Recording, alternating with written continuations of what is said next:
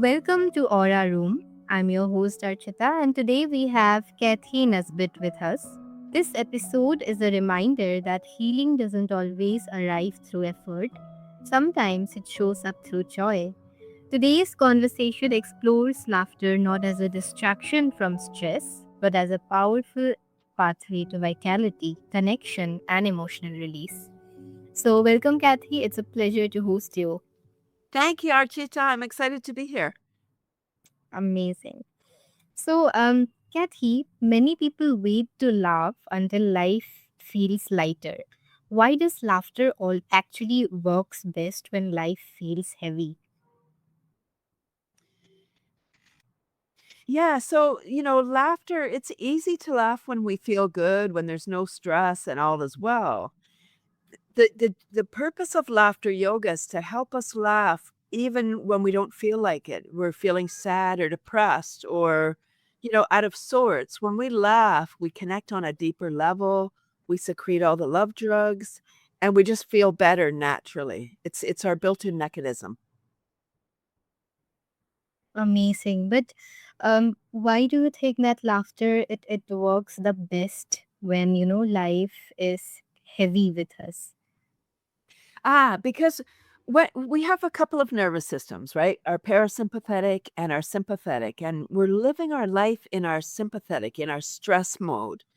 And when we're in stress, we're not digesting properly, we're not resting, we're not feeling joy.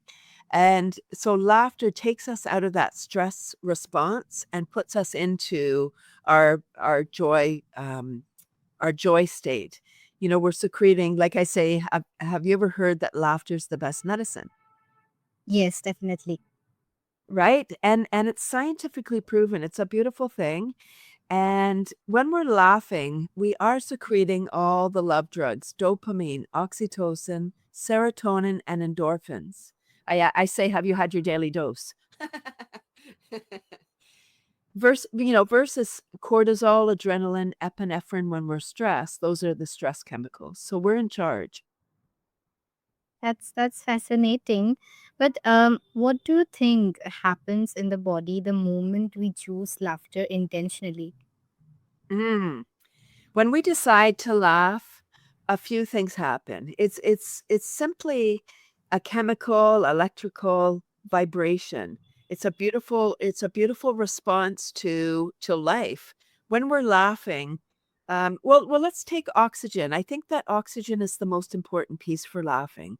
Our brain requires 25% more oxygen than the rest of our body as an operating principle. So when we're stressed, blood lymph oxygen leaves our frontal lobe so we can go, those fluids go into our body so we can escape, even if we're running away from our mind. So when we're laughing, we don't have to think breathe in, breathe out. When we're laughing, we're exhaling, ha ha ha. So in order to keep on laughing, we have to take a deep breath in, and so we can continue ha-haing. So there's the oxygen, which allows us to come up with more solutions. It helps us to be more creative, connect on a deeper level. We're looking up rather than looking down. I already mentioned the happy chemicals, the happy hormones, the dopamine, oxytocin, serotonin, and endorphins. So there's several things that happen in our body, and it just feels good. Yeah, that's interesting to know. And it flips laughter from reaction into medicine, like you just said. Moving on, Kathy, some adults feel awkward laughing without a reason. Where does that resistance come from, according to you? Ooh, good one. As we age, we start to take on the weight of the world. When we're kids, we're free. We don't have to pay any bills. We're just, we're looked after. We're fed. We're housed. We're clothed, and we just are. As we start to age, we start to get responsibilities. Maybe we get a house, or we pay rent, or all these things that we have to tend to in life, and it becomes heavy. It becomes very serious. And if we're looking at world events, the news, it's very depressing. It's very sad. They never show us good things, or very rarely do they show us happy events on the news. So it makes us sad, and we can't control all of that. So as we get up in age, we start to be more stressed, and we live in more stress because it's like, oh, I got to pay my bills. My kids have to go to school. Who's going to pay for all of that? There's no good food. The water's polluted. There's just so many issues that we can't solve by ourselves anyway, and we can't control all of that, but we don't know. Jokes are cultural and conditional. So when we hear a joke, it goes through several filters. Is this funny? I've heard this before. This is not my style of humor. Like maybe it's a dirty joke, or, about sex or something, and that's not your style. Once we decide that something's funny, then we can laugh, ha ha ha. But we're not getting the intentional belly exercise. Laughter yoga is not about jokes or comedy. It's intentional laughter exercises. So when we decide to laugh, it's like deciding to go to the gym or going for a walk. We're getting our exercise for the day. It's really wonderful. Yeah, that's a very different perspective to look at it, and definitely, I think many people also use it as a coping mechanisms. But Kathy, do you think that it is healthy to uh, use laughter as a coping mechanism even during bad times in life? Yes, it's essential. Yes, please. When we're people will say to me, Kathy, how can I laugh? There's so many things going on in the world. And I say, there's so many things going on in the world. We have to laugh. Otherwise, we're crying in the corner, right back to the stress and not stress. When we're listening to all the things going on and we're trying to comprehend all, like, how could people be so evil? We don't know. And it makes us sad. It makes us just depressed. Um, Laughter takes us out of that. It just helps us. It really does help us cope with life on a on a deeper level. And there's a thing called mirror neurons, which, funnily enough, was discovered the same year that laughter yoga was created. And I believe that you're in India. Is that right, Archita? Yes, yes. Yes, laughter yoga was started in your beautiful country by Dr. Madan Kateria. And I love that it was started by a medical doctor because it gives it street cred. It's not just some guy decided we should laugh. He's a doctor. And Dr. Kateria's goal is world peace. Can you imagine how wonderful? And I believe that laughter yoga was started in 1995 so that we could be ready for 2020 when the world shut down. Like, wow, the whole world was locked in their homes. Can you imagine? And even prior to 2020, like even Dr. Kateria felt that laughter yoga needed to be done in person to get the benefits. And when we got locked down, everyone pivoted online to these wonderful platforms. Like because of these technology, I'm able to have this wonderful conversation. I'm in Canada, you're in India. Wow. And so laughter yoga works beautifully online. You would have gallery view. It's about making eye contact and playing together. Again, it's not jokes or comedy. There's little games to inspire the laughter that the laughter teacher leads us on. Um, yeah, and it's just I think it's magic. Wow, I had no idea that it originated in India, but that's an interesting information. And yeah, I have seen, basically older people in parks exercising this laughter yoga. And yes, even seeing that brings up a different sort of energy. You can see that. So definitely. So Kathy, laughter yoga, like you just mentioned, it blends play with science. Why doesn't the body care whether laughter is real or stimulated? Mm, yes, thank you. The body doesn't know the difference between real and simulated laughter. It's a beautiful system. The body is miraculous.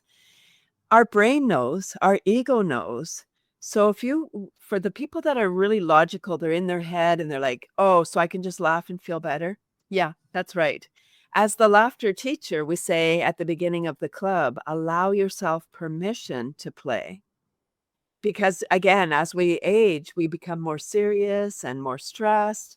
And so the body is responding to the mechanism. So the sounds ho and ha are attached to our diaphragm. When we say ho ho and ha ha ha, our diaphragm is moving. It's like internal jogging. So yeah, our body is secreting all those love drugs. Like we laugh, ha ha ha, pew pew pew, and we laugh more, pew pew pew, versus being stressed. And our brain might be saying, what is happening? And in club, if somebody says, oh, this feels weird, I will invite them to get out of their head and move down into their body so they can feel the laughter. They can feel the joy. It doesn't matter. Your brain doesn't, not that it doesn't matter, but it really doesn't matter in laughter. When we're laughing with intention, our body will get the benefits. So I invite people to, if they've never been to Laughter Club, plan to go twice. The first time could be awkward. Like it's like, oh, I don't know what's happening here. But if the instructor says, allow yourself permission, that kind of gets you out of, oh, okay. So you just play along. Okay, it feels weird. It's okay. The first time I did laughter yoga, I went with my mother-in-law. And we were playing along. It was weird. We kept on looking at each other sideways, like, oh, what's happening here? Talking to each other through our eyes. But we were laughing, we were playing, we were breathing deep. And when we were after the club, we were walking back to her apartment. And, I said, oh, that was really strange. She said, yes, that was weird. That was awkward. That was so strange. And then I said, I feel great. How do you feel? I feel great too. And it became our date night. We went to Laughter Club just because it was so wonderful. We slept better. We just engaged better. Our bodies loved it. Yeah. So if we allow ourselves permission, we can get the benefits. Yeah, that makes joy feel both accessible and practical. But Kathy, how does this impact stress, immunity, and mood over time? Could you just explain it to the listeners? Laughter is the opposite of stress. In today's world, we're living in this perpetual state of stress. We go around and around and we wear stress. We've normalized stress, and that's the danger. Is that we wear it as a badge of honor, like, oh, I'm so busy, or oh, I only slept 3 hours last night. Yes, the body can, because the body is a miracle. It's such an incredible machine that we could abuse it for years and decades. But then, sickness is probably coming down the road if we don't take care. So laughter gets us out of stress and into joy. It boosts our immunity by secreting those happy chemicals. Our body is fully oxygenated. I can't remember what year it was, but there was a medical doctor, Dr. Otto Warburg, and he won a Nobel Prize for his work with cellular respiration. And he discovered that when cells are fully oxygenated, cancer cannot and will not occur. What? That's incredible. I think that's an incredible thing right there. So it does, as I said, boost our immunity. We feel better. We connect on a deeper level. We just become better humans when we're feeling good. That's amazing to know. I had no idea that laughter is so deeply connected with science and with our body. But yeah, that's really amazing to know. And Kathy, I had another question, which I really want to know. I've heard this in many places that laughing more it makes the skin young. Is that true? What? Yes, I would say when we're laughing, so anyone that's listening, if you've ever had a great belly laugh with your friends where you can't stop laughing, I mean, eventually you don't even know what you're laughing at anymore. You're just laughing and your stomach hurts. Oh, stop laughing. Oh, my stomach's hurting and my cheeks are hurting. Those are the laughter muscles. And unlike going to the gym, if you haven't been to the gym for some time and you do your crunches and you do all your things, you can be in pain for a few days afterwards. Not so with laughter. You maybe at the time your stomach's hurting, your belly, your cheeks, but that only lasts for a few minutes. It doesn't linger. Amazing. So I finally got one scientific explanation behind this. I always thought it was not true, but it's good to know that it's true. So, dear listeners, laughing is one way to remain young. So, Kathy, you combine laughter with tapping and brain gym work. How do these tools work together energetically? Mm. Laughter is complementary magic medicine. No side effects other than the sore belly and cheeks. So it goes with everything. So I do combine tapping, emotional freedom technique, which is like acupuncture without needles. You self-administer, just tapping on a few spots. Um, Brain gym. So yeah, so I do combine modalities because it's called what is it called? Like habit stacking. So you have all these wonderful modalities and you can do them at the same time. So it's not like, in the morning I go out, I have my bare feet on the earth. So I'm earthing, getting the earth's energy. I'm earthing, I'm stretching, I might be doing my deep breathing or laughing, tapping, all the things all at the same time, even though we really can't multitask, but we can habit stack. That's great. But what shifts do people notice most quickly in these things? Sorry, what was the question? What do people notice the What most? yeah, what shifts do people notice most quickly in these brain gym tapping? I would say mood, that their mood is elevated. They just feel better. They have more oxygen, they have more energy, they're connecting. A lot of people, I was surprised when I came to laughter yoga, I was surprised how many people came to laughter from depression.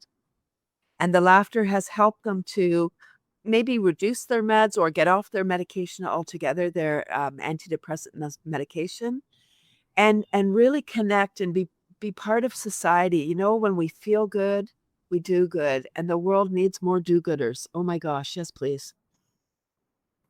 Yes, I love that quote, seriously. But Kathy, I've heard so many people say that often the saddest people love the most. So, in your experience, how true do you think that is? Oh, I'm not sure about that because sometimes people are just in their sadness and they don't know that this gift is within, waiting to burst out. I'm not sure about that one. But what I do, I would like to, just pose a rhetorical question like, why do people laugh at inappropriate times, like at a funeral, or if they see somebody trip and fall? It's not funny that somebody's fallen and they may be hurt. I believe it's the body's stress response. Like we're too tight, we're not breathing properly, we're secreting all those stress chemicals. So we laugh like the pressure cooker. So we laugh to release that pressure. And that's what laughter does. I notice myself, as we become more aware of our energy and our body, um, look, for me, I notice when I'm not breathing properly, like something's caused me some stress and my body's getting tight, my shoulders are up by my ears, and I'm like, oh, something's happening. So then I go, okay. And then I just laugh, ha ha ha ha ha. Even a fake laugh will change my state. And, then I will add in some tapping, some other little modalities just to um, help me to stay in my parasympathetic or my joy state. Yeah, that makes so much sense now. So if laughter is such a powerful medicine, why do you think that we often forget to use it? Ah, well, this is going back centuries. This goes back to the Greeks. The Greeks squished out laughter. And, it was Aristotle and Plato. They felt that laughter was frivolous, that if the more educated people were, the less they laughed because they were frowned upon. It was like they weren't taken serious if they were laughing. And I believe that's still in our DNA today that, laughing, you know, by yourself or laughing as a healing modality is frowned upon. So now I believe that's our goal to help bring that back. No, it's really great what you're doing, and definitely, I think in today's world, laughter has become so important, but also so very rare because people don't often find the reason to laugh. But yeah, I mean, if even if there is no reason to laugh, I think we should make them because, like you said, laughter is a medicine. So, on that note, what simple practice can listeners start today to bring more lightness into daily life? Ah, great. Start by smiling. If you've been frowning a lot, you get those down lines on your face. Smiling makes your face look brighter, you look more approachable. And just as soon as we smile, we start secreting the happy chemicals. So just smiling. That's I've trained myself now to when I for my resting face, I'm like, "Am I smiling? Am I smiling?" So, for the most part, I'm smiling all the time because I want people to look at me and think, "What is she up to? How come she's smiling so much?" Because people, when they're resting face, they're usually frowning or they have a serious look on their face.